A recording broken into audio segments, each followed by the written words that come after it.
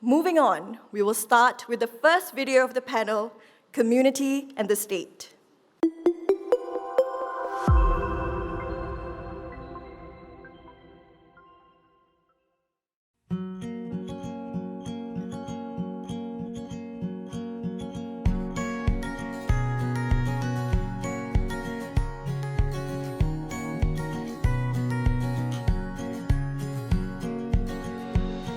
My name is Sadna Rai.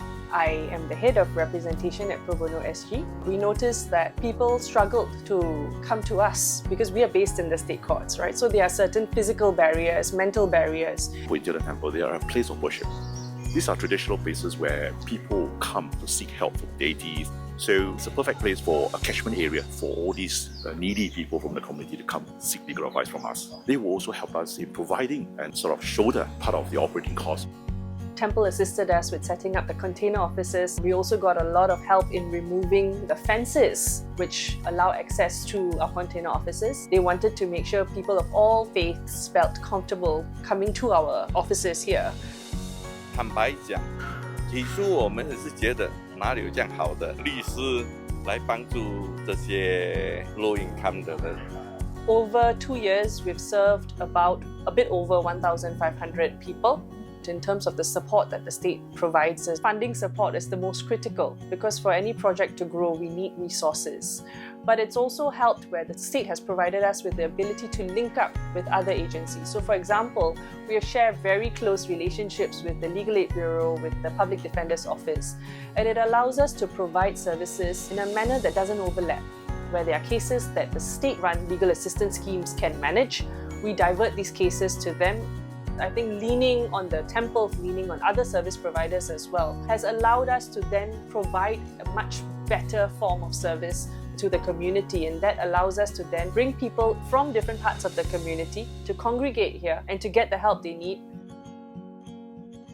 My name is Rebecca. I started a library called Casual Poet Library. We are a shared community library. I went to Japan for a sabbatical, and when I was there, a friend told me, oh, there's this library that you have to see. It was a shared library that has a very similar concept to this. And I just fell in love with it. I decided to just turn to social media to see if there will be anyone in Singapore who will be interested in this idea. So I decided to just write an Instagram post. It just went crazy. I got about 300 people saying that they were serious about putting money down. I cried a bit. Because I feel like there's this narrative that Singaporeans are not passionate, Singaporeans just care about money. I think it's really a space where I get to meet people, I get to see the different books that people read. So it does open up the world that I live in. Every shelf has a different story to tell. We have 180 people who have actually committed to renting a shelf each to be able to afford the rent for a space like this. So bookshelf owners pay about $45 a month to rent a bookshelf. They can put up their favourite books, they can decorate the space however they want. As a library patron, you pay $25 per year to be a library member, and then you get to borrow 5 books at a time. We're entirely volunteer run. So we have a roster of about 40 volunteer librarians. They each take turn to keep the library open, about 6 days a week, 12 hours a day. I have now started having like a continuous conversation with people. I know what they tend to borrow. They recommend books to me. The events that happen at the library, they have happened quite organically. We have hosted women sharing circles, book clubs, book launches, a lot of coffee stuff. So far, we don't have any links with the state. We didn't take any grants from the government. I think this was quite an intentional decision because I thought I really wanted to see what the community could do. We love books, but it's also about the people and people coming here to find something that make them feel a little more connected and maybe less alone. Singapore is very uniquely placed in that the state is heavily involved, and rightfully so, in projects that add value to the community. And so PBSG has received funding from the state. I think for as long as we are able to do this on our own, we will want to continue to have this autonomy and have this sense of agency. There's nothing wrong with taking government grants for sure. I think we should do it ourselves first. It gives us a lot more freedom. The community can decide for itself what it wants to do. reporting requirements. That's something that tends to come up quite often when you receive a grant. You have multiple layers of reporting in terms of key deliverables, and so when we evaluate impact, it's about streamlining such requirements to what's truly critical. That can actually save a lot of time for us. To continue to be this small space where people can just come in and read and connect is already an achievement. If people continue to want to support the library and rent the shelves and continue to want to borrow books, then we will just continue to exist. My hope is that people start looking at the community law centres as a genuine resource that can assist them through their struggles. When we say we're embedded with deep roots, we're here to stay, and we're here to provide you with assistance. That is my hope for the community law centres and for Pro Bono SG in the long run.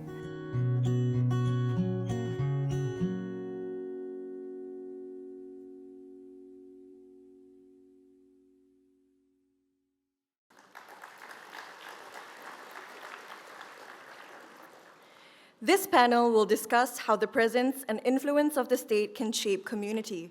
It will explore how government policies and actions can impact the way people interact and collaborate within their communities. The moderator of this panel is Ambassador Chan Heng Chi, Ambassador at Large at the Ministry of Foreign Affairs. She will open the panel discussion and introduce the speakers. May I now invite members of the panel on stage, please.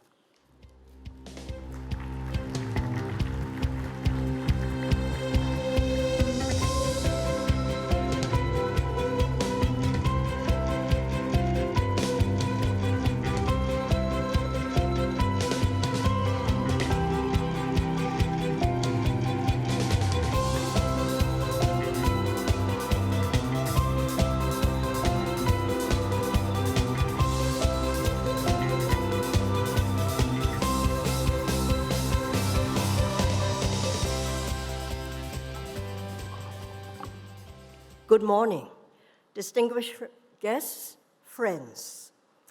You know, I didn't speak to Janadas before writing my 5-minute spiel, but it seems that we are playing with the same ideas. So if you hear me repeating some of the same ideas, I think it is good, because good insights should be heard twice or 3 times over, and maybe you'll remember.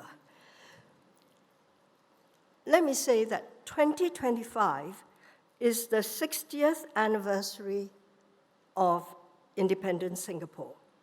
The first generation leaders, Mr. Lee Kuan Yew and his team, was engaged in the exercise of nation building very consciously, very purposefully, and with a vision of what they wanted to achieve. Of course, visions can get expanded or amended along the way. In Singapore's nation building, it was clear what they wanted Singapore to become: a country that accepts, embraces multiracialism, multilingualism, and multi-religions, and each race group enjoying equal standing. It would be a country that advances on the principle of meritocracy. We had just come out of Malaysia, and we would be establishing a society and polity that was different from Malaysia's. Aside from the crucial race, language, religion, identity aspects of nation building, we also wanted to be a successful economy, able to provide jobs and a good living for the people. Global city came later, financial hub, communications hub, and so on. And as nation building goes, Singapore has been reasonably successful. But I recall, and I want to say it is Karl Deutsch, who wrote a lot on nation building, but I could not trace it over the weekend. Karl Deutsch spoke of denationizing as well, nation building and denationizing. In other words, we can grow to be more and more a nation, but we can grow to be less and less a nation too. Things fall apart. Countries become less cohesive to a point of extreme polarization and near breakdown. We saw this in the United States in the 1960s, when the society was torn apart because of the Vietnam War and the liberation movements, women's liberation. For me, it is a very good force, but that stirred and threatened a male-dominated society, powerful forces.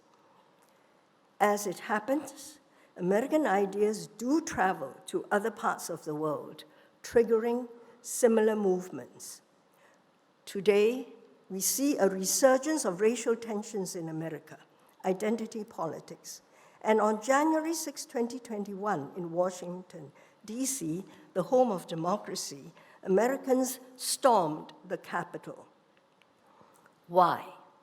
The explanation was partly given by Daron Acemoglu and James Robinson, who received the 2024 Nobel Prize in Economic Sciences for their work on why nations fail. Simon Johnson, another economist, also received the same prize along the two, as his writings also emphasized the same theme. What these men did was to try to understand why nations prosper, why they fail. Their answer: institutions play a big role. You build good institutions, inclusive institutions, and you will do well. Countries that did not struggle. And I think in Acemoglu and Robinson's view, they would say the US institutions are not as inclusive today. So we come to Singapore, and we are going to discuss the relationship between community and the state. We must think of inclusive institutions. I will make one point on community. Community is really important. As Janada said, it is the social capital of the nation. During COVID, we fretted about not meeting each other and losing working relationships. In fact, a lot of architects and social scientists worried about this. We worried about the social deficit we will incur by not meeting, not coming together. But apparently, social capital grew. Now, Robert Putnam, who was cited by Janadas, is very well known as an American political scientist who wrote a classic, Bowling Alone, in the year 2000.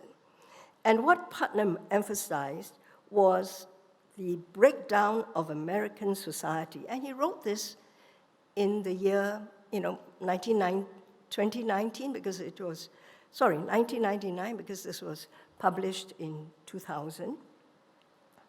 He spoke of the breakdown of American community, how neighbors knew each other less well.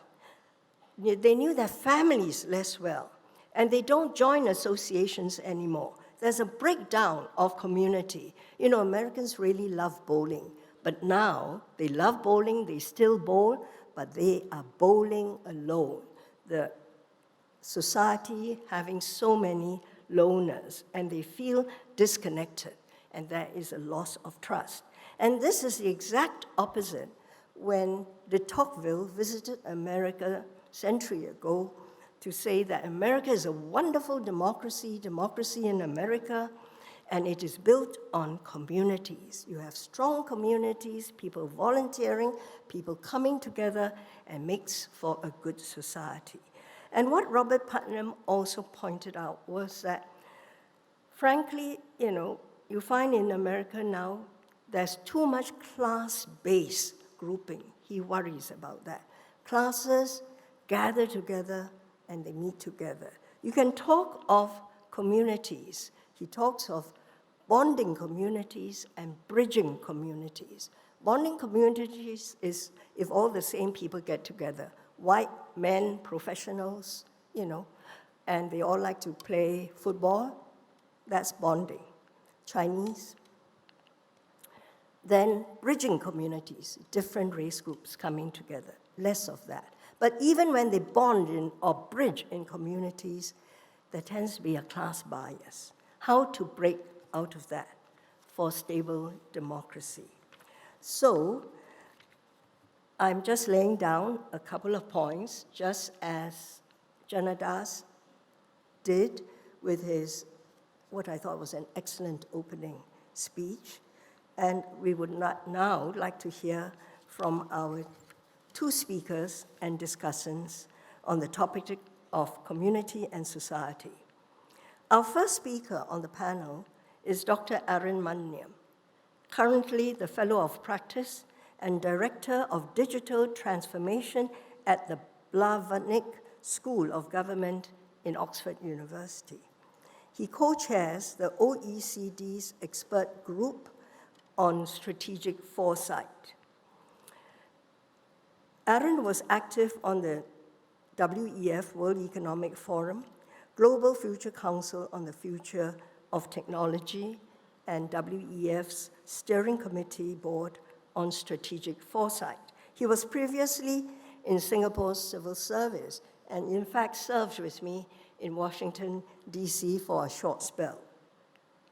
He was Deputy Secretary in the Ministry of Communications and Information, looking after industry and international. Our second speaker is Professor Cherian George from the Hong Kong Baptist University School of Communications. He researches on media and politics. Cherian is well known to many people in this audience. He has a coming book which is titled Against Polarization, Constructive, Communicative Spaces in Divided Democracies, to be published by Polity in Cambridge. Many of you know of Cherian's books and titles, and his previous book, Red Lines, Political Cartoons, and the Struggle Against Censorship, published by MIT with Sunny Liu, was named by the Association of American Publishers as amongst the top 3 scholarly works on media and cultural studies. And he recently became the first Singapore-born recipient of the Asia Communication Award from the Regional Association, AMIC. And finally, last but not least, Dr. Joanna Jung. She will be the discussant of what these two gentlemen have to say. She is an applied economist working at the intersection of behavioral economics, health, and financial decision-making.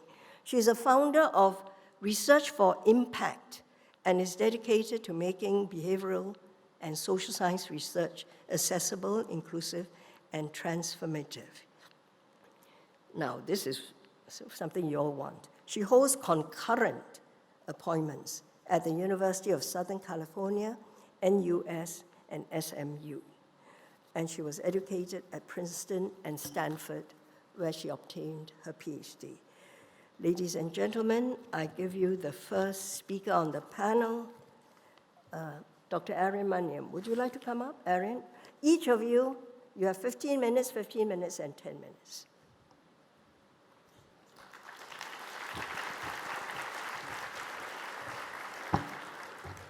Thank you so much, Ambassador Chan. Thank you, Janadas, and your team as well for the very kind invite. A reason to come home from the UK is always very welcome. So let's jump right in, right? We have a lot to do today in exploring multiple sets of very, very large issues. And as I was reflecting over the last month or so about what I wanted to share today, it struck me that we're dealing, on our panel at least, with 2 very large terms. Right? The term community, which can refer to so many different dimensions, right? The ethnic, the religious, arts and culture, sports, all of them forming key parts of the social fabric. But also this idea of the state, right? All of these institutions which, as Max Weber pointed out, has a monopoly on the legitimate use of force. These can be regulating entities, they can be aspects of the state that deals with externality management, what I like to call sometimes custodians of the large and long view, right? Keeping the system in mind, but keeping the long term in mind as well. And this encompasses a whole range of different actors and agents. And one of the first things that struck me really is we need better terms to get more precise and clearer about how exactly we are dealing with these concepts. one thing that struck me we need to do is to remember that actually all communities and states, not just in Singapore but across the world, can be strong or weak, right, at achieving the different desired outcomes that they have, at galvanizing resources, at gathering will, and getting towards the sorts of aims and objectives that they have. I won't spend a lot of time on this slide, but suffice to say that I think the really important discussion for us today is about how we stay in the top right quadrant here. How we stay with strong community and a strong state, coexisting, mutually reinforcing, rather than detracting from each other. There are other combinations, right? Strong communities and weak states that we see in tribal societies, failed systems, not just failed states, when both the community and the state and its infrastructures are weak, and malignant autocracies where the state is strong but the community is eviscerated. But I think our big question is really, how do we stay in this top right quadrant? And the question then becomes a question of intention, I think. What is it that the state and different communities are actually trying to do, and how do we think about the different combinations that might exist between them? So first of all, on community, it's entirely possible for communities to be both constitutive, to be the healthy kind of galvanizing force that Janadas outlined in his opening statements. But it's also possible for communities to be exclusivist. Instead of the ties that bind, as outlined partly, of course, in Putnam's work, as Ambassador Chan pointed out, but also in the work of economists and political scientists like Elinor Ostrom, who won the Nobel Prize in the early 2000s. We have lies that bind, that the philosopher Kwame Appiah has pointed out, is what happens when we allow primordial identities to become overly constitutive of ourselves and the groups that we are part of. You have civic nationalism that is values-based on the one hand, and ethnic nationalism or ethno-nationalism on the other. I think one critical part of a constitutive community, one that welcomes difference and one that is able to navigate diversity well, is that it deals with family resemblances.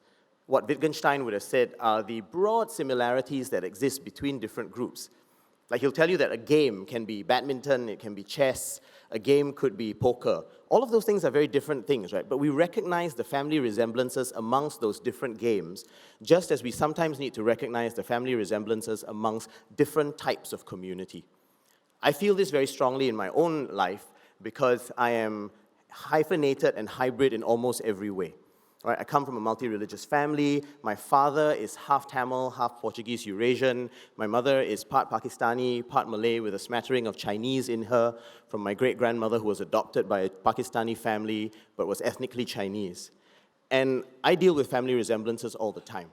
What I find myself unable to deal with are essentialist definitions. If anybody said to me that to be Indian means the following things and nothing else, or to be Muslim means something but nothing else, I would find that very difficult because I live with family resemblances rather than core, unchanging, and immutable essences. And communities that are constitutive of all our identities will usually aim to coexist with others and find ways to steward for the common gain rather than aim to dominate. I think this is important because we see examples of this in so many different parts of the world. Exclusivist communities being the ones that drive apartheid-driven systems, that are driving the social dimensions of the Make America Great Again movement. But we also see examples of constitutive communities, and these give me a great amount of hope for what Singapore can be like. Our self-help groups, while not perfect, I think have found ways to evolve with time, to collaborate with one another, and not just stay within racial and religiously defined enclaves. My fellow writers and poets in the Singlit community sometimes have very long discussions about whether there should be a gap between the word singlit or not, or whether it's two words. But mostly, I think we try and find ways to be constitutive and embrace the diversities that exist within us. This allows us to be, I think, in Singapore, what Tagore, the great Indian poet Tagore, would have called characterized by not uniformity that is dead, but a unity that is living. And this, I think, is a direct rhyme and echo with the two quotes that Janadas mentioned in his opening, right? Whether it's of Mr. Rajaratnam talking about the matters of conviction and choice that define Singaporeanness, or Senior Minister Lee speaking about addition, openness, and expansion. It's the same spirit, I think, that animates what Tagore had in mind when he envisaged this idea of a constitutive community. At the same time, states can have very varying intentions as well. States can be paternalist, they can act as control towers which control all the information that are out there and not actually share that with others. They can engage in rowing, as some of the public management theorists like to point out. They can exist to do rule setting and enforcement. Or they can be enabling, right? They can convene, facilitate, and partner. They can be networks and platforms, as the former dean of the Woodrow Wilson School, Anne-Marie Slaughter, has mentioned. They can steer rather than row, and they can do rule setting and some enforcement, but not let the enforcement become the be-all and end-all of the work that they do. A constrictive state, like the one we see on the left-hand side of this diagram, crowds out community. It also crowds out the market, but I will leave that for the next panel for today. But an enabling state can crowd in, right? It can bring entities in and create situations where the whole is greater than the sum of individual components. And this, I think, leads us to some really interesting questions for Singapore. Because how we combine these different possible combinations will, I think, affect the trajectory of communities for the next few decades. We can have situations in the bottom half of this diagram, right? So both the bottom left and the bottom right, where a powerful state can act as checks on chauvinism, but can also sometimes enable the rising nativism and echo chambers that we see in different parts of the world. We can have constitutive communities that are aiming to be as diverse and welcoming as possible, but which may find themselves in competition and conflict with different parts of the state apparatus. Or we can find ways for there to be collaboration, either around the moral projects of nation building, or to sometimes actually coexist, to do different things from what the state does, but to find ways to mutually connect nonetheless. This, I think, is, for me, a really key slide. Because if we get this right, then we can find ways in Singapore to really function at the top right-hand part of this diagram, the top right-hand quadrant. It's not always going to be easy, right? Because it means that we need to find ways for communities to not fall prey to the easy temptations of being exclusive. And it means that the state has to deal with the untidiness of not just operating in and of its own vacuum, as a constrictive state can do, but to find ways to partner, to volunteer, to network with other parts of society and bring them in to the process of governance. Now, I think this is really important because there are some implications for us here. We can collaborate in that top right-hand corner, as I said, but sometimes a respectful distance and coexistence can also be okay. I think a lot about the work that I used to do, not just in government, but in self-help groups like Mendaki and Sinda, or as a poet. And I found that very often, where there are interesting points of collaboration, there can be very useful synergies between the state and community. And we saw examples of those in the video earlier. But sometimes it's also okay to say, well, the state will do what it does, and community groups will do what they do, and that healthy mutual distance can actually be very multiplicative. It can allow for new possibilities to arise. Sometimes it's also possible for constitutive communities to operate in the left-hand part of the diagram, where we may need communities to complement state perspectives, because states alone may have a very limited way of seeing, right? The whole point of James Scott's work of Seeing Like a State was to point out that there can be bias, there can be limited perspectives in what a state actually observes in its overall running. Where I think we really want to make sure we stay away from in Singapore is the bottom half of this diagram, where state powers can check chauvinism, but we don't really want to get involved in that too much because it means that our communities are not as mutually constitutive as possible. And in the worst possible diagram, if an exclusivist community is enabled by a state, that becomes a very dangerous, potentially combustible combination. I wanted to end, in the last 4 minutes or so that I have, with a couple of closing thoughts. Operating in that top right quadrant that I mentioned, right, whether it's dealing with environmental issues, whether we're working on the creative arts, like I mentioned, whether we are dealing with religious communities, all of these take what I think Professor Tommy Cole would have called pragmatic idealism. It's not easy to end up on that top right-hand quadrant.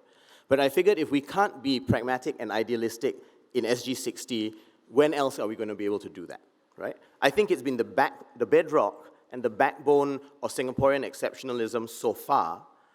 And it will be this kind of pragmatic idealism that we need to constantly feed the work in progress, to vivify and breathe life into this new form of community in the future.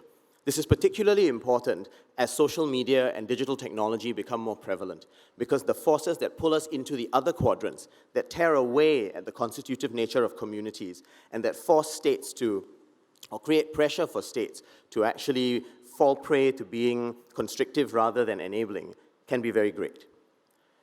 It also means that trust, and both Janadas and Ambassador Chan mentioned this word several times, right? Trust amidst risk and uncertainty will be key in order to arrive and stay in the top right-hand quadrants. If we don't have trust, we will never be able to get there, and then maintaining that trust, I think, will be quite critical in order to sustain that equilibrium. The game theorists amongst you may have noticed that in the other quadrants, right, if I just go back quickly, in the bottom half and in the top left, there is a risk of being caught in those spaces because of what some of us would call a self-fulfilling Nash equilibrium. If the state expects communities to be exclusivist, the temptation will be for the state to act in a constrictive way. And vice versa, if a community looks around and feels that the state is likely to be constrictive, they will want to act in exclusivist ways in order to safeguard their interests as much as possible. So we need to not fall prey to that, right? And we need to create both the commitment mechanisms and the mutual trust building that allow for us to stay in that top right-hand quadrant for as long as possible. For this to happen, two things become important. The third bullet is the first of these, right? Strategic interests and human needs should drive policy, not administrative efficiency alone. Efficiency will be key, there's no doubt about that. But if we let administrative efficiency drive strategic interests, then we will drive out also the humanness of our communities. I remember being told by a librarian in the National Library Board many years ago when I published my first collection of poems that I was actually asked, "Are you sure you are Indian?" Because most Indian families do not have patronymic names, right? Whereas my Maniam is a name that I've carried from my grandfather and then my dad. But before that, the family all had a lot of, the kind of ways we've operated with the son of or daughter of in names. So I remember telling the librarian, I'm not an expert in many things, but I am an expert in myself, right? And I promise you that this is indeed a patronymic name. And of course, the library board has grown more mature, more exposed, and far more sophisticated today. It's been 18 years since my first book. But I think that's one example of where human needs were not prioritized, right? And if we allow efficiency alone to box ourselves into simple and simplistic categories, then we will forever be stuck in impoverished definitions of what communities can be.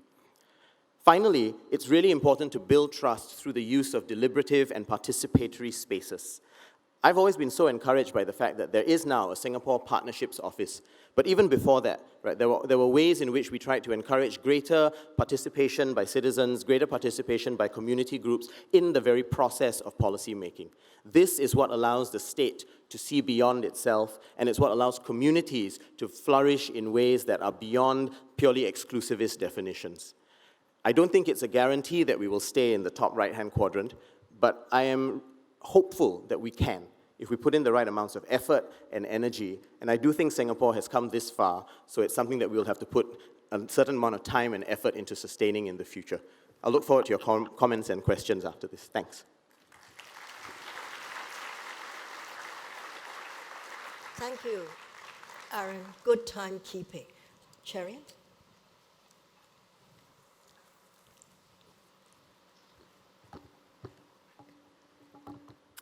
Good morning.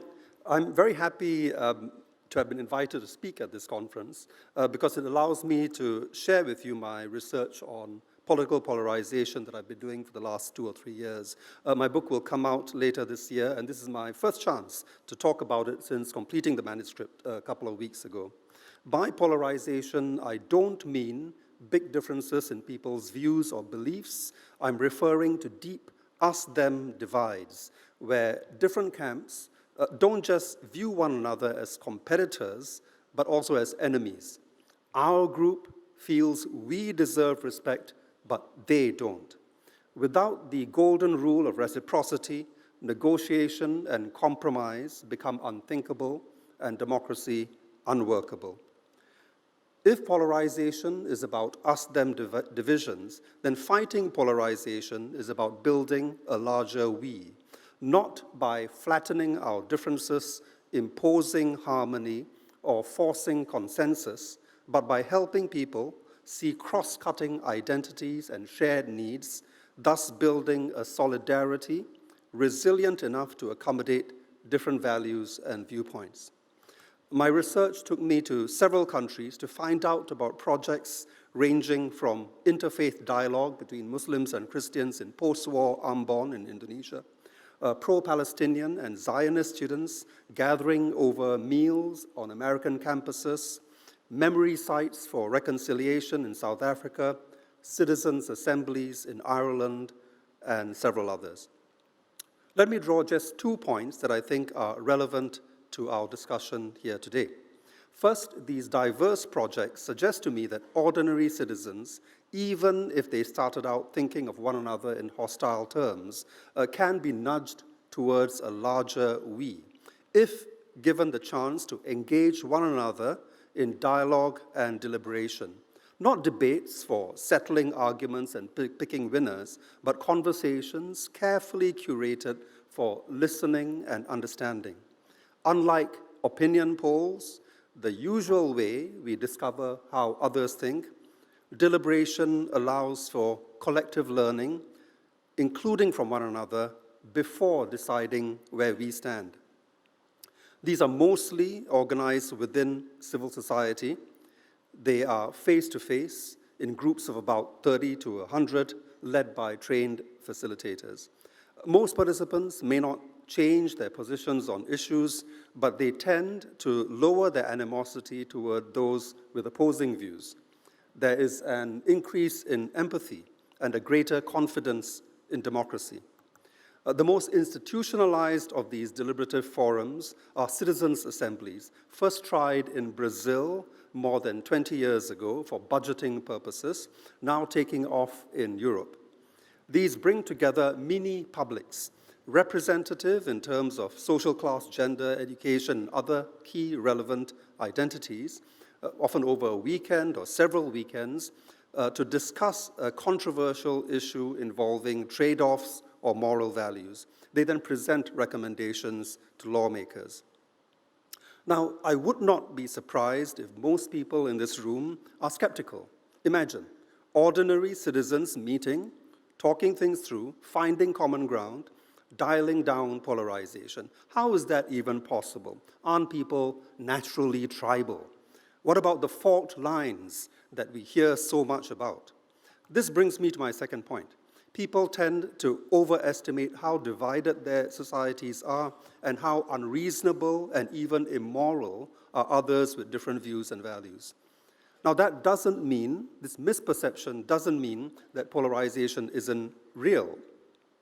Perceptions of polarization become self-fulfilling. If you believe that others cannot be trusted, you will treat them accordingly, making you less inclined to cooperate with them or make sacrifices for them. Now, I would guess that most of us harbor such perceptions. If I were to ask you, do you, including Prof. Chan, Aaron, Joanne, do you personally trust yourself to make socially responsible decisions for the common good if given adequate information? I think practically everyone would say, yes, I can trust myself to do that.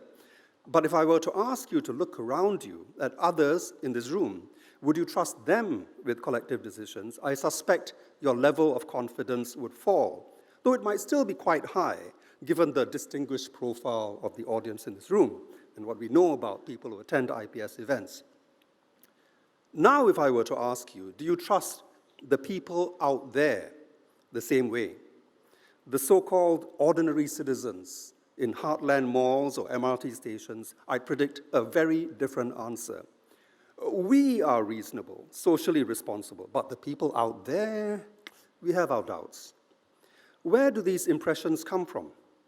Now, of course, we've all had direct encounters with unreasonable and antisocial strangers, but I'm sure we and our loved ones have also benefited from selfless acts of compassion by Good Samaritans. So why do we choose to believe the worst in humankind? Well, our image of groups that seem to be different from us are mostly shaped by three influential sources. First, news media, to which all modern societies have outsourced the task of finding out about our own societies and the world. Second, social media, which we allow ourselves to think to be an honest reflection of our social networks. And also third, the political representatives to whom we have delegated the job of social conciliation. Most political polarization in the world is top-down, driven by politicians and other elites. Politicians everywhere have a vested interest in making differences more salient for their own electoral advantage. They need to differentiate themselves from competitors and so make differences more pronounced.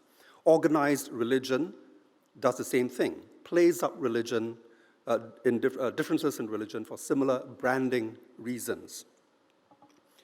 Face-to-face dialogue and deliberation works because it bypasses the political representatives and media that usually filter and distort our image of society and our social relations. So how would I apply these takeaways to Singapore? Now, although politicians and other elites are the major driver of polarization here and elsewhere, Singapore has been spared the worst, I think for two big reasons. First, we have a long tradition of responsive government, so communities have not suffered the kind of prolonged insecurity that drives them into the hands of populists. Second, because our major political parties are not ethnic-based, which significantly lowers the risk of sectarian or religious secular conflict. Globally, therefore, we measure low on political polarization. But I think the organizers of today's conference are right to want to look critically at the health of community in Singapore, because we don't have the kind of horizontal, people-to-people trust that would allow community to flourish. When I read how the question was framed in the program, I was instantly reminded of George Yo's speech on pruning the banyan tree more than 30 years ago. So is that what we need to do? No, I would not put it that way. In the book I co-authored with Donald Low, PAP versus PAP, we argued that the COVID-19 pandemic demonstrated the need for strong and capable states. I need not say more because Janadas has reminded us of this quite thoroughly. So that's not Singapore's problem. I don't think we want to complain that we have a competent state or a state that is too large. No. The flaw in our model is the assumption that a capable state needs to be autocratic and cannot tolerate vigorous competition, nor contrary and dissenting voices in civil society. Donald and I are aligned with the thinking of Darren Acemoglu and James Robinson, who Prof. Chan cited earlier. Janadas, I think there's too much groupthink in this panel. Right? But I'll cite a different book, The Narrow Corridor, which argues for high-capacity states and vibrant societies, neither devouring the other, each ratcheting up the other's contributions to collective well-being. Singapore is not yet in that virtuous circle. The state overwhelms the society, but not because the state is too large or too capable. There's no negative correlation between good, strong governance and vibrant civil society activity. And here, as an aside, I want to highlight the data that Janadas presented us, that Taiwan, which has a much more vibrant civil society, alongside a reasonably competent state, came out of COVID even better than we did. Concerned citizens will always find ways to relieve suffering and reduce injustice, whether in our own society or beyond our shores, no matter how competent and large the state is. Singapore's young are among the best educated in the planet and enjoy higher levels of security than any cohort in human history. But they are not short of ideas or energy to make Singapore or the world a better place. The video we saw earlier showed us just two examples of such initiatives. What the video did not show are examples of community organizing that are actively discouraged and even penalized by the state. Whether it is activists speaking up for Palestinians or migrant workers, or against the death penalty, or for stronger climate action, these groups are not threats to national security or challenging Parliament's authority. They are just trying to persuade their fellow citizens and shift public attitudes and values in ways that policymakers cannot ignore. Instead, they are shut out of mainstream media and campuses, forced to be more creative, but hardly disruptive in their means of getting attention, and then subject to legal sanction and blacklisting when they do so. In its regulation of theatre, the government even feels the need to warn the public if a play makes the audience think about environmental policy and political issues. What I'm showing here is not parody. It is screen captures from IMDA's website. The government thus legitimizes and institutionalizes the notion that people need state protection from others with non-mainstream views. The state's polarizing approach to managing difference has been internalized in establishment media, which are today more allergic to controversy than when I was a journalist at the Straits Times 30 years ago. Our universities have followed suit. You may have read how NUS now requires faculty to rate how controversial a talk may be before deciding whether and how it can proceed. There is a direct cost to community organizers and artists who are targeted for such treatment, but more relevant to our discussion is the indirect cost to our community of multiple establishment institutions doing this sort of thing for decades. The cumulative impact is to persuade Singaporeans that the people out there, people with different views, are self-centered, that minority opinions and views that sound controversial may be dangerous, and that people who express them should be shunned and excluded, treated like the enemy. Much more than our neighboring countries or in liberal democracies, our state sets the tone for our society. And the state in Singapore, unfortunately, has consistently strummed a tune of vertical trust and horizontal distrust. We are to believe in our leaders' best intentions. There's no need for checks and balances that ministers may find too onerous. But we are never to believe that the dangerous fault lines between our people can be bridged except in a future that is perpetually out of reach. A similar line was sold to our forefathers by our British colonial masters. We Asian natives were civilizationally unfit for democracy. The British maintained power through divide and rule, promoting stability, but never solidarity among ethnic groups.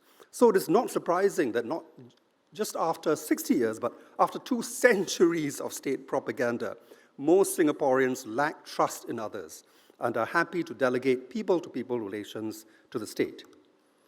Let's go back to the banyan tree, which entered Singapore's political discourse in Giorgio's seminal 1991 speech. Everyone was so enamored of his eloquence that they forgot to fact-check his argument. Banyan trees in nature do not need pruning. Yes, they can grow to cover an area as large as a football field, but they do not turn that area into a desert. They are in harmony with the most biodiverse systems on the planet. The banyan is strong and majestic, but it sustains diverse animal and plant life beneath it, within it, on it. Unlike the giant redwood, the tallest and most massive trees on earth, the banyan spreads horizontally more than they race vertically. It remains close to the ground, making them more resilient to storm winds. Its aerial roots form separate trunks. Any of these new pillars can surpass the original trunk in importance. Creative destruction is in its DNA. The species is programmed for external cooperation, internal competition, all in the interests of the ecosystem. So in Giorgio's image of a Singapore with its banyan tree, is the PAP really the banyan tree? No. The PAP is the over-enthusiastic gardener armed with axes and shears and pesticides. Unwittingly, Giorgio put his finger on the problem. He reflected the PAP's techno-authoritarian impulse, deeply distrustful of life around them, believing that educated elites must apply their superior capacities to correct citizens' ways. If building community solidarity is the objective, the state does not need to retreat from its engagement with social issues. We just need to radically rethink the terms of that engagement. Thank you.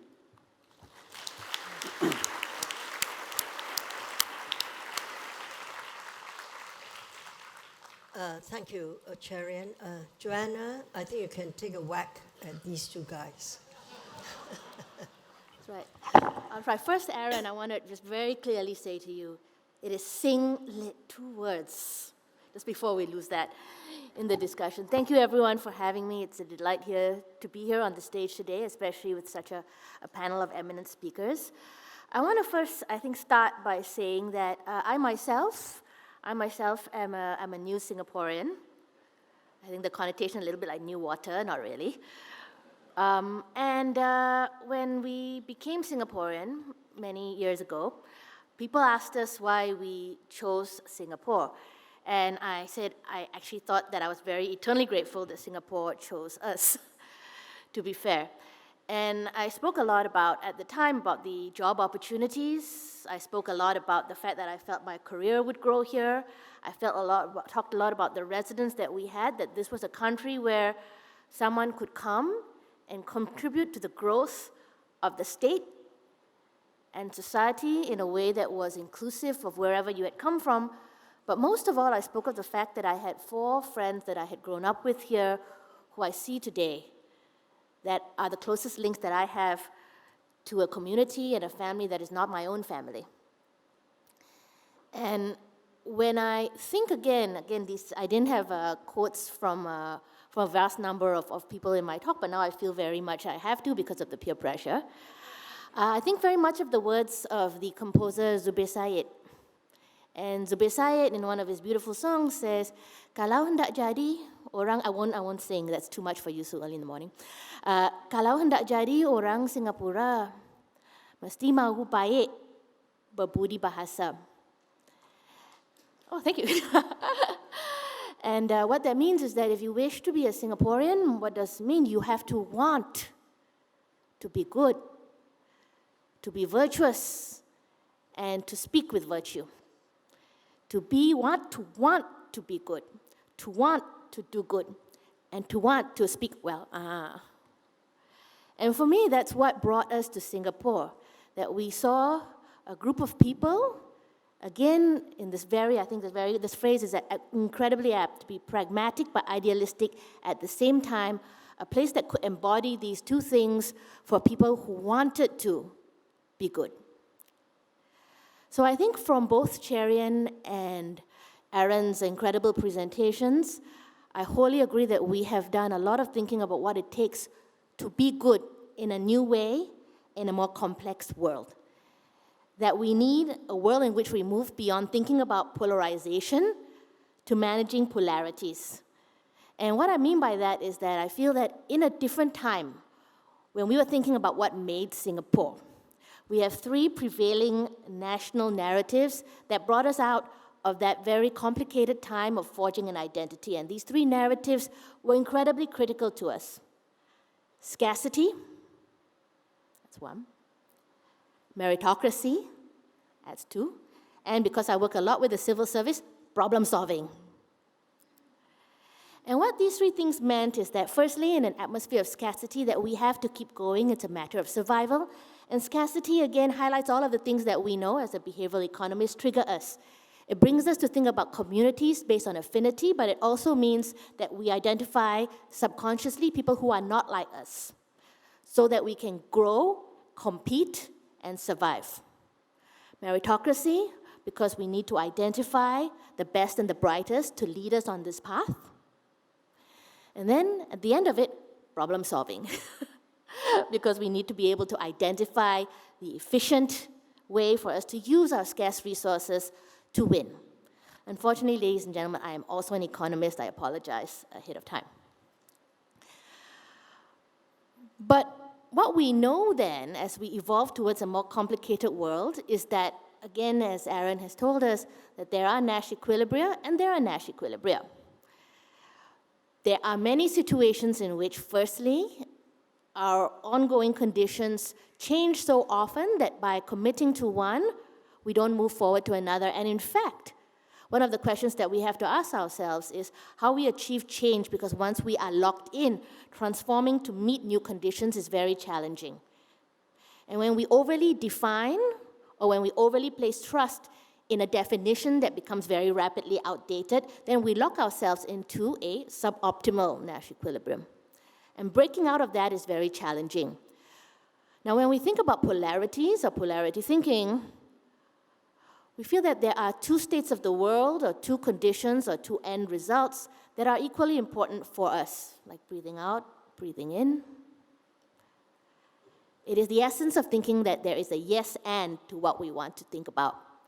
We want the state to guide us. We also want the state to step back. We want community to grow and blossom. We also want community to not turn on itself. We want support, but we also want space. And in the world of improvisational theatre, I have to tell you firstly that I have a very strong affinity bias towards Reimagining because I met him when we were 15 in the creative arts program, doing improvisational theatre. We have to think in a world of yes and instead of no but. And we have to accept that we don't solve problems, but we manage polarities that change over time. And we have to accept that a lot of the work that we want the state and the community to do is not neat, tidy, and efficient, but long-term, messy, and ever-changing. And in order for that to happen, we need, again, deliberative and participatory spaces so that we offer ourselves the room and the space to think about when we need to go stand balik. Now, so much for what we want to do. I'm also, by the way, a mother of 2 kids, unable to leave a job, as you might tell from my CV. I stay here and put. And I think here, the CEO of that elusive part of Singapore society, the small-medium enterprise. So I have a lot of questions about how practically we need to get this done. It's very easy to say the word participatory with a small p. It's very difficult to do participatory with a big P. We need to change processes, we need to change people, and we need to change, above all, the way that we are able to accept things that might not seem perfect and may never be perfect. What do we need? We talk a lot about social capital in the community space. In my work, I am very privileged, I think, to work every day with community organizations, as well as with the best and brightest of the civil service. And what I see every day are 2 groups trying their best to be good and reaching towards each other. We have the social capital. We have the educational supports that help people to think critically, write beautiful essays, speak with one another. But participatory work is a muscle.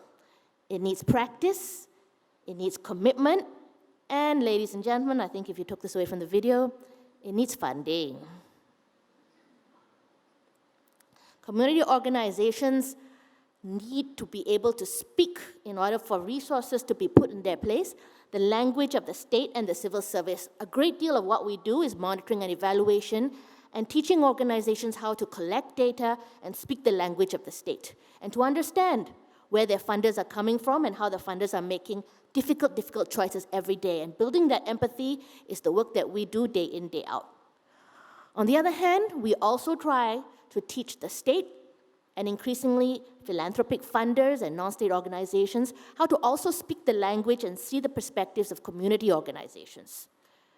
And ultimately, not to only give encouragement, but to think about financing mechanisms and other in-kind support mechanisms that help these grow.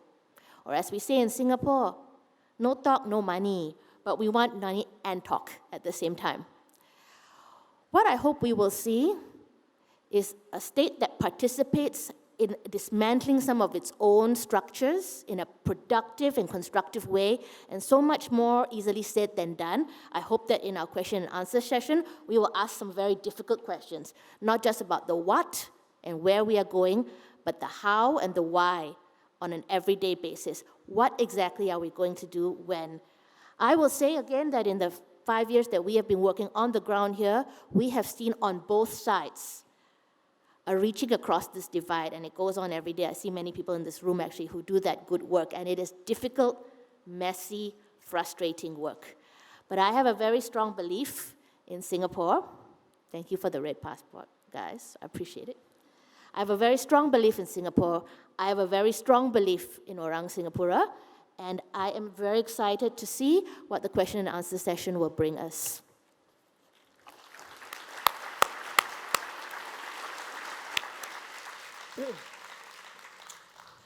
Thank you very much, Joanna. And now you've heard the 2 speakers and the discussant. I think we're talking reaching some consensus of what we should be discussing. We really are looking at a process. You know, this is a state. This is a state after 60 years, the DNA of the state. And now there's community that is getting more vibrant and active. The state knows this, but how does the state become enabling and open up that process? How do you do it? So let's find out, you know. Let me look for questions from the floor first. I would like to encourage people to ask questions, and I don't want to take all the questions on from Pigeonhole. Yes, there's somebody there. Yeah, hi. Good Please morning. identify yourself, Sure. name, and so on. Is this on? Yeah, good morning. I'm Paul Tambaya from the medical school, but this question is my own. First of all, thank you, Cherian, for saying half of everything of what I thought about the state and society relations. But my question is actually directed at this issue of being a Singaporean that Janada spoke about, that Joanne also referred to, and I think Arian mentioned. And my question is whether at some point in time our immigration policy can be amended so that people who believe in Singapore, who have family ties to Singapore, who have talent that they can contribute to Singapore, will be prioritized over maintaining racial quotas. Thank you. Right. Well, this is just aspirational, you know. You will understand their answers because they don't make the policy. But what's the answer here? Do you want you do Well, it now, or do we take some more Why questions? don't we? Okay. Why don't you answer this question first? Then I'll take 2 or 3 at the same time. Yeah, Paul, I think a lot about Joanne's notion of polarities here because, and the reason I frame so much of my presentation in terms of these 2x2s and axes that we need to balance is because nearly all of policy making in Singapore, I think, is about achieving very delicate, very fine balances. I share your aspiration, actually. I would love for that to happen. And I think there are instances where the immigration can do that, right? Because we find ways to recognize different forms of talent as well as contributions. And then we have to balance that against the fact that we only have that much space, you know, and that there are, as Janadas also pointed out earlier in his data, there is a certain amount of comfort with very large amounts of change that might come in through population injections. So it's a very much this delicate process, I think, and I suspect it will be an evolutionary one as well. It'll be one that we will keep being able to push boundaries out on because we want to be aspirational, and as you pointed out, I think we want to recognize different forms of commitment, not just the jobs that people do, but the other kinds of commitments that they make, balanced against the needs of space and the carrying capacity that a country will have. Any other? Sure, let me take a quick crack at that. I'm not the policy person. Aaron's the former policy person, I guess. But let me go back to this issue of process, yeah, which I think is more important than as important as the ultimate policy we choose to develop. Process is important because I think my suspicion is that no matter what the policy is, you know, even if, for example, Anand's dream policy is implemented by the PAP government, it will have low credibility among many Singaporeans precisely because it's coming from the government. And in their eyes, this is a government with a record of being pro-business, leaving enough loopholes for employers to exploit at the expense of the Singaporean worker. So it is not really about finding the perfect balance from policy Wong's perspective. It is about public credibility. How have other countries, and here can I urge that no matter how successful we are as a country, no matter how well we've dealt with major global problems, we never lose the humility in our 60th year of looking at how other countries handle complex issues. And why not do what an increasing number of states that are faced with these kinds of polarizing issues, including over immigration, are trying, which is high national citizens' assembly. This is the questions about immigration are precisely the kind of policy that involves complex trade-offs that many governments are now prepared to say, and legislatures are prepared to say, okay, we're not going to let the citizens make the decision because that's the job of the executive and the legislature, but we will consult, and not consult in a Singapore Conversations way, no. Consult in a way that has an arm's length relationship with the government. We'll gather a mini public. They will be given all the relevant information. Ordinary people, representative of the society, will be allowed to deliberate this over a weekend, 2 weekends, and then come up with recommendations. This approach to managing wicked problems, especially problems that involve moral trade-offs, has been proven to work. If we want to solve this, or at least make this immigration issue less polarizing, less toxic, this is worth a shot. Because, after all, it's not guaranteed to work. But let's admit that nothing has worked so far. So it's not as if we have the answers. So why not try this? Why not empower civil society organizations to take this on? Why not the Parliament at least commit itself to examining the recommendations of a citizen assembly? Thank you. Now, Joanne, well, there's one cheerer. Well, I'll take the one hand clap. well, let me, Joanne, I would love to give you an opportunity, but I don't want to just sit on this question. Sure. You will forgive me for not giving you the floor. Paul, I'll find you later. I do want to say, though, Cherian, that Singapore is still humble at 60 because our officials do go overseas all the time to learn from different governments, different countries, different societies, all over. Sometimes we think the delegations go too much overseas, but they Same do. place. And as you say, that the issue is a very emotional one. I'm not sure there's an answer. Immigration will be with us. And Paul, I think it is important to think of the optical presentation of numbers. You know, quotas represent optics. And I think minority communities, if they see the numbers changing or shrinking, the numbers shrinking, it has a very destabilizing effect. So I would not so, easily stop worrying about quotas. I think quotas, having the numbers there gives some sense of comfort to our people. That's how I see it as a political scientist. Now, can we have another question, please? Okay, over here. Hi, my name is Arya Kaji. I'm a grade 11 student from UWC Singapore. So this question is directed to Dr. Aaron. You talked a lot in your address about how Singapore is building a strong community and basically the idea of collaborative national building. In a similar vein to the last question, I'd like to ask you a little bit about expats and how you feel that, while Singapore is taking in so many expats, how you feel that nation building will work with such a large expat community along with the Singaporean people. Okay, that's one question. I'm going to take two before you answer. Hi. Right at the back. Hello. I'm Kanis Teo. I represent Nanyang Polytechnic, and it's a question related. Where's the questioner? Over on the right here. Oh, I see. Hello. Okay, fine. But I did signal the back, but it's okay. Since you started speaking. This question is addressed to all the speakers on the panel because all of you gave some context for what I'm about to ask.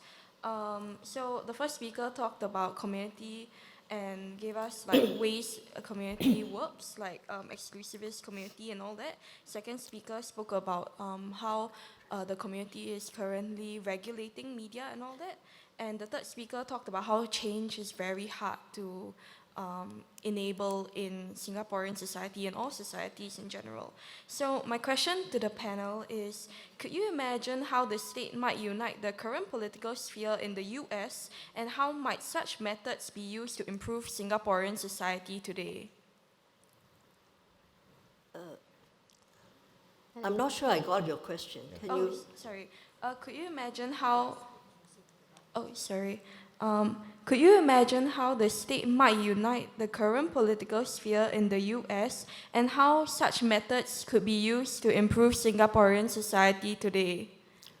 Well, you've got to think about how the American government under President Donald Trump will unite the state, and can we use his methods? Now, the question at the back, yes. Hello. Yes, please. Yeah, my name is Charles Chow from the East West Group. First of all, thank you very much for the wonderful presentations. My question is, would the panel kindly consider recommending to the Singapore government the removal or the change of CMIO in our national identity card? CMIO, Chinese, Indian, Malay, or others. Based on your presentation, Dr. Arian Maniam, are you O or I? Thank you. Depends on the day of the week, I think. Shall I take a stab at this? Now, there were 3 questions Yes. tabled. You don't all have to answer the 3 questions. Pick what you want to answer, okay? Well, 2 of them were directed at me, so maybe I'll start with both of those. So first of all, on this question of nation building, right, Arya, your very wonderful question about how we need to think better about immigrants. There's this great story about the Parsi or Zoroastrian community when they first came over to India, right, and how they wanted to convince the Mughal ruler of the time that they were not going to be a strain on resources, they were going to make contributions. And the way they did it was, the Mughal ruler looked at them and said, you know, here's a glass of milk, right?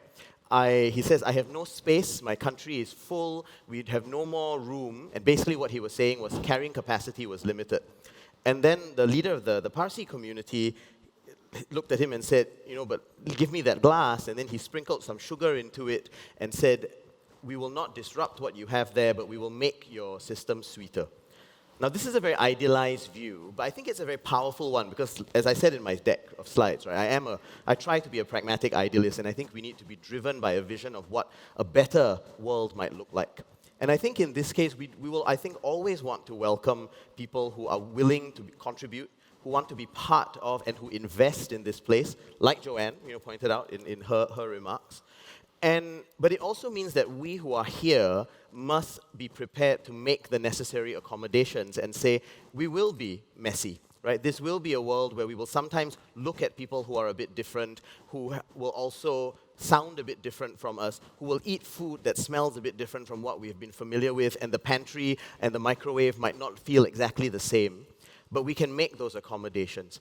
Part of that, I think, has to be about recognizing where there are some resemblances and similarities amongst us. Because even if we look different in some ways, there will be some other aspects of us, you know, the fact that we play football, or the fact that we do common things on a weekend, which allow for that sense of similarity to be built up. Let me just quickly touch on CMIO as well. And I had a feeling this question would come up, which is why I put that point about administrative needs in the last slide of mine. Like I said, my IC says I'm Indian, mainly because I didn't have the time or inclination to go and think about what other hyphens I wanted to add to my identity. But because there were so many. Now you can put right? hyphens. Yeah, the hyphens are there, but even one hyphens. hyphen is not enough for me, you see. But that's okay, right? Because I think I have 2 ways to look at this. I can say, well, CMIO is going to be the be-all and end-all of what I am, and it is an indicator, a scale model of all of my complexity. Or I can say, well, there are certain administrative reasons why it exists, and the origin of the model actually was to honor the multiple ethnic groups that existed and ensure that they felt they had a clear symbolic place, right, in all of society. But then I can look at that and also say, today I am much more than that, right? I am like Walt Whitman, and I can contain the multitudes of my identity without having a single administrative label define me for all of what I am. So I agree with you that I think the CMIO label is imperfect, but it was never meant to capture all of our complexity either. And if we remember that, then I think actually we can kind of go about living out that complexity rather than worrying whether the label alone is going to be enough. I'll leave it at that. I have thoughts on the US as well, but I want the other two to also jump in. Okay. Yeah. Now, Sharon, if you don't mind, I'll go to Joanna. Okay, sure. Oh, Sure.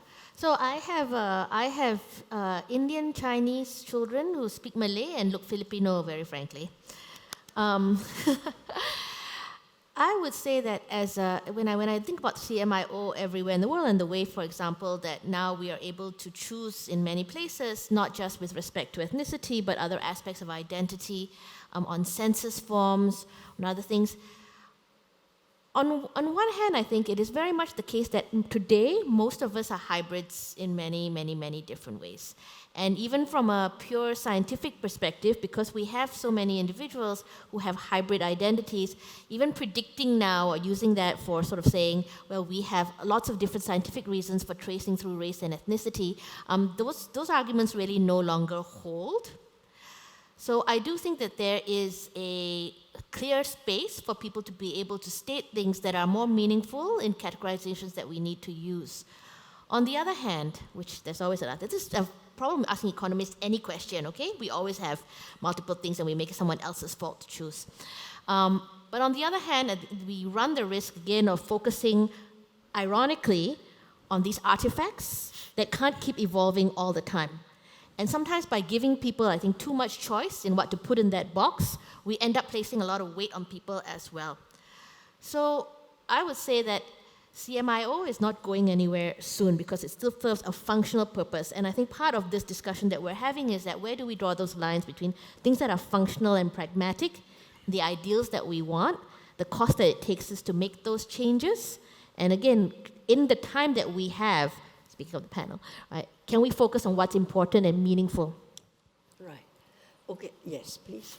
Let me try to answer Denise's question about the US. Well, the one thing that we can definitely learn is that one thing that makes the country resilient is that the country is more than its president, and I think many Americans are thankful for that right now, and more than its ruling party. Yeah.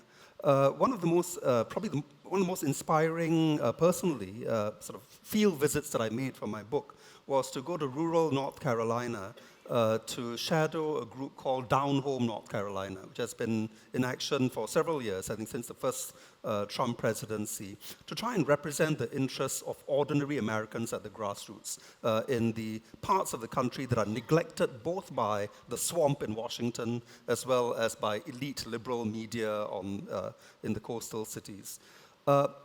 What they do is they go door to door, engage people, middle-of-the-road people, independents as well as Republicans who may sway, etc., in what they call deep canvassing, conversations about issues like abortion and so on. It's been studied for some years. It works. It works better than advertising. It works better than conventional canvassing.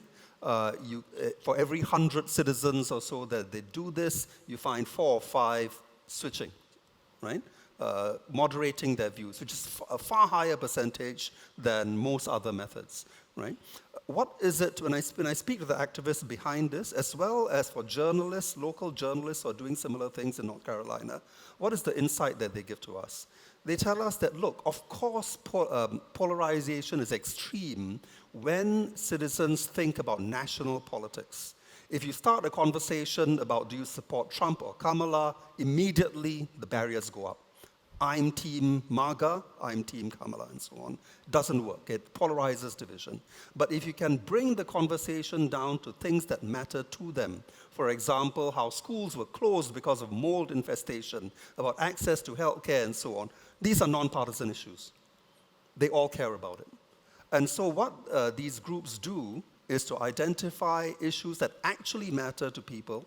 And again, going back to one of the key points that I tried to raise in my presentation, bypassing national elites, national politics, bypassing national media, bypassing social media, conversations at the grassroots about things that matter to people. We often think, when we talk about the US, that the polarization is red versus blue. These groups at the grassroots tell you, no, that's wrong. And in fact, I think the data from the last election suggests that they are right. The polarization, the thing that drives disinformation, creates a post-truth world by people are not even willing to listen to fact, is not a red-blue polarization, it is an elite grassroots polarization. And Democrats in the rural heartlands are as affected by this as Republicans. Does this method work? The data that Downhorn Carolina has gathered suggests that it has. I mean, they haven't gotten all the data in. I have to catch up with that in the coming months. But basically, the counties where they worked resisted the red wave. We have heard a lot about the red wave and how there's a tidal wave in favor of the Republicans. The counties where they worked, it did not happen. Right? And there are similar grassroots efforts taking place in other states in the US that are trying the same tactics. Yeah? The takeaway for us is that remember this type of polarization that is also quite global. The polarization between elites who are distant from the ground and the people at the ground. And we need to find ways to bridge that. This cannot be bridged top-down. It just makes no sense. That is the problem. The problem is that we are relating to one another by going up and coming down again. That's not the way to do it. The way to do it is to allow our people enough freedom and space to conduct horizontal conversations. Right. Thank you. And by the way, I think the US has more to learn from Singapore on avoiding polarization than us from them, which was the point made. Now, I do have to read a question or two from the pigeonhole because these are sent in by the participants. The top voted question is this, from Dilip Nair. A vibrant state clearly requires people who can think critically and pragmatically. But are we seriously promoting this when our media avoids discussing many controversial issues? And more importantly, when initiatives like the Yale and US partnership was abandoned, which was specifically aimed at promoting critical thinking. Anyone wants to take a stab at that answer? I'll be very short. No, we're not seriously promoting it. Thank you. Anyone? I have a quick answer there. I'm on the Yale and US board. I think that Yale and US does teach critical thinking, but so does NUS, so does NTU, so does SMU and SUTD. I don't think we should assume that critical thinking is not there in our schools and our universities. But if I can quote Joanne back at you, it's that critical thinking, like participation, is a practice. It's a muscle. Yes. It's not a course. Yes. And we are not, our students and our citizens are not being given the freedom to practice that muscle. I think we may know the theory, we're not given a chance to practice it. Well, it's whether you start discussing much more in the class. And I think in tutorials, I taught in NUS, Cherry, and I certainly had very engaging classes. It's really up to the tutor, whether the tutor engages. You have a lecture hall, it's hard to engage, but in tutorials you do. So I don't think it is absent. One can say, I think Yale and US has participation. They have students from all over the world, a very high percentage of them. I think that diversity does help to encourage greater interaction. Ambassador, if I might share one quick story, precisely from a deliberative process of the kind that Cherian is a fan of, and I am a huge fan of them as well. I think they are very, very powerful. One of those that I was privileged to be facilitating a few years ago, there was a middle-aged lady who stood up in the middle of it, and said, I need to share something. So the questions they were discussing were around housing policy, right, and how we thought they might be improved or not. And this person said, as a homeowner, right, I'm there in my mid-50s, I really want housing prices to increase because then my asset appreciates, right? And I know there's a number of our urban planners here in the audience, at least in the immediate tables that I can see, so you'll appreciate the challenges here. And then she said, but as a mother with a 25-year-old son, I really want housing prices to fall so that he can get married and get out of my life. Maybe not so much my life, but get out of the home, right? And go build a life of his own.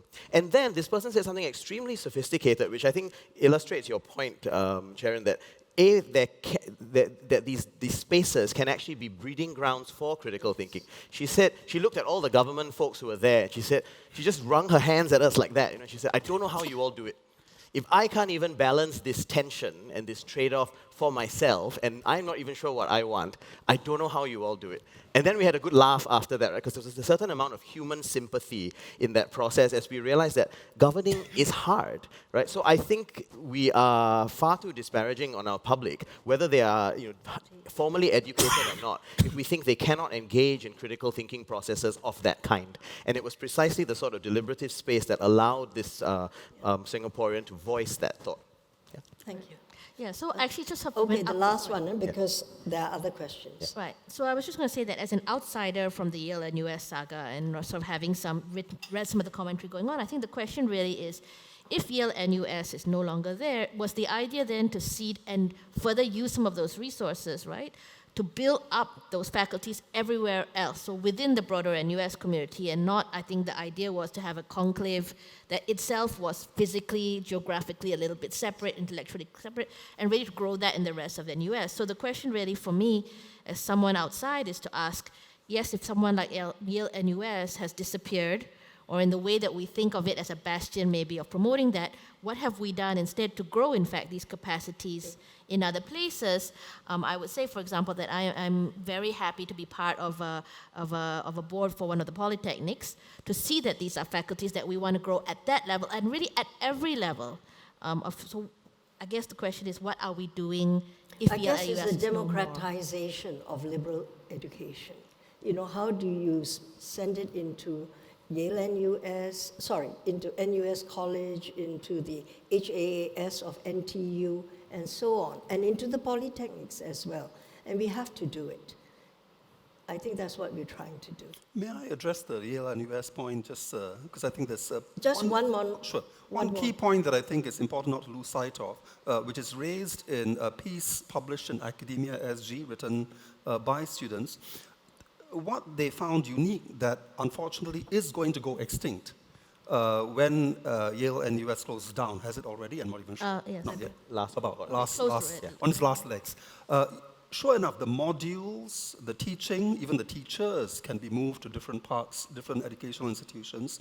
But what was unique and novel in the Yale NUS experiment was student governance. It was the only group of university students who could organize things, self-organize things, without the permission of the university student office. Right? They reported directly instead to the dean who was more sympathetic to them. That is gone. In the new, whatever the successor institution is to Yale NUS, the students will have to get all the activities cleared by that central NUS body, which of course has a record of listening carefully to what the government considers is acceptable organizing and advocacy. That is what is lost, the practice of dissent.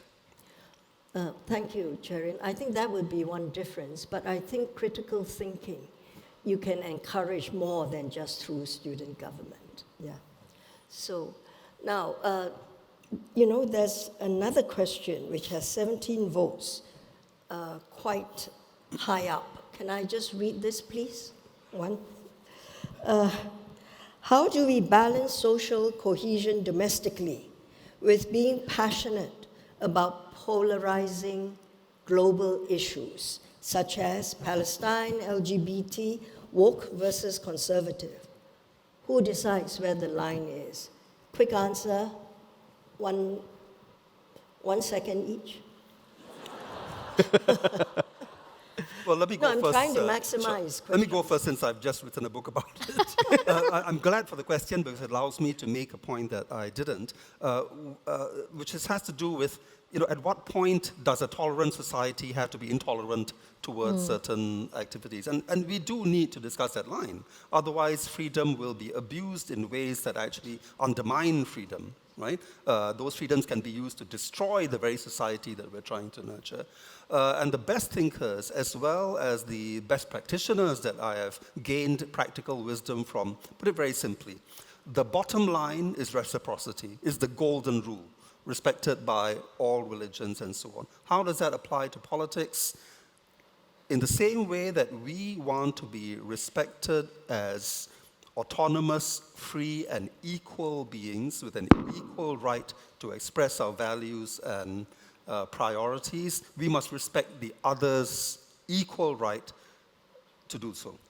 So that's, theorists also say that, yeah? But the political scientists like Nancy Fraser, Chantal Mouffe, and implicitly the practitioners that I interview go by that line. These are people, including that group that I mentioned in North Carolina, who say, no, we will even talk to, I'm a black woman, but I'll even talk to someone who appears racist, because I think there's something deeper that I can tap, yeah? Where I draw the line is if they absolutely want to harm me, right? If they're not going to respect my equal freedom, my equal equality, then that is what maybe the state needs to come in to enforce that. Beyond that, it's basically a free-for-all, which is a very un-Singaporean answer.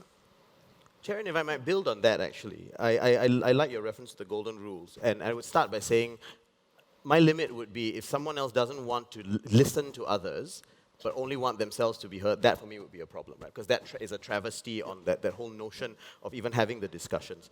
But I think we also can dive deeper into what the golden rule looks like in this sort of instance. And this is something, after many years of interfaith dialogue, I think I've come to a conclusion about. One is you can't impose burdens on others that aren't imposed on you.